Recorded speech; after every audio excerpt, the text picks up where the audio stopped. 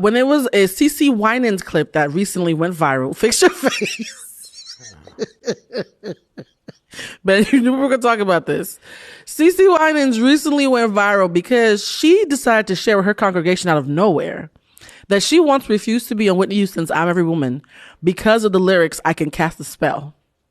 And she basically thought it was demonic and chose to not be part of a pop culture classic. Ben, explain this to me, because you know my first reaction was to roll my eyes. What do you think about people who are that literal and who are that quick to diminish everything that someone's trying to do based on a coin of phrase, even if they know the intention is pure? Because she admitted she knew Whitney's heart and still chose to die on that hill. The first thing, people have been made to feel that who we are intrinsically as African-centered people is demonic, right? And that everything that in the Bible is pure and right, but not realizing everything in the Bible is stemmed and steeped in African culture. Won't he do it? Y'all witches too. Sorry, go ahead. I can cast a spell, right? Well, what does it mean when we speak those things that are not as though they are? What do we call it? Yeah. We call it faith. We call it faith. But you're actually casting a spell. But we've been taught to read all of that as demonic and bad. When I'm manifesting, right? Yep. When I'm calling my ancestors, when right? You're praying. When I'm praying, right? Yep. What am I doing? I'm casting, if you look up the definitions of these things at its purest, right? Not its altered, but its purest. I'm casting. I'm speaking something as not as though it is, because I want it to fall in my favor. Oof. Whether good or bad, right? Yeah. Because we pray for people, we pray for our loved ones, we pray for our enemies. The power of the tongue. We pray for, right? If I'm, oh Lord, give me this job, give me this job. If I'm praying for the job, that means I'm praying against the other 100 people who want the job. Ooh, you're casting a spell, only you can tell. Ooh, you know, and what about all the times in the Bible where God used a man or a woman to get something done? Yeah. Right. Because that's all that song is about. And that's funny that you mentioned that, because I was in our last episode that I was talking to someone. I think it might have been Bridget. I mentioned to her, I was like, sometimes when I run out of grace and I have to keep it real and be honest, I tell myself, maybe God's using me right now. Sometimes God uses you to be a lesson for someone. Yeah. And it can't always be pleasant. Yeah, not at all.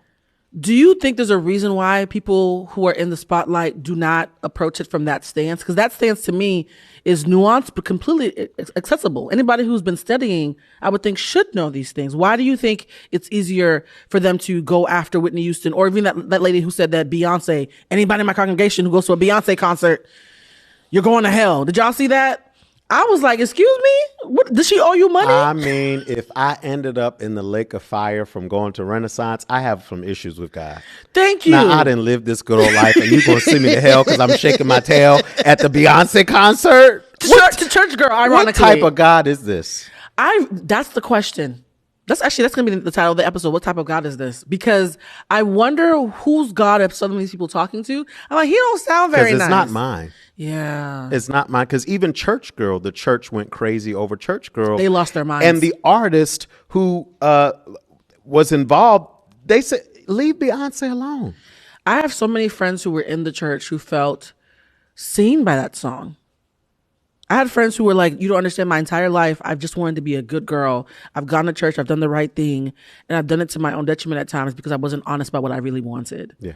And do you think there's an opportunity in the modern day church to create space for folks to be more honest about what they want? That's what's happening now, right? Really? We're going to see a shift in church and religion over the next 20 years. Right? Really? Because younger folks, Gen Zers and even younger, are not accepting the intolerable practices that pit one group against the other and denigrate you for just being who God created you to be. Yeah. Right. And we are not just in the faith-based space, but in culture space. We are adopting more of who we are and denouncing the things that have been ingrained in us and that we've been indoctrinated to believe, right?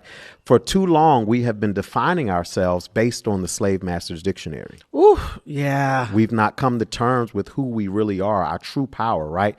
They say that, you know, witches are demonic, following the stars are demonic, channeling our ancestors are demonic. Jamal Bryant saying lighting incense is demonic. I'm like, those Jamal Bryant needs used to know that having an affair on your wife several times is demonic, but go ahead.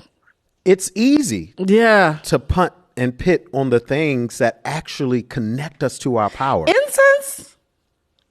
I was burning incense in the shower when I was listening to your sermon. Child.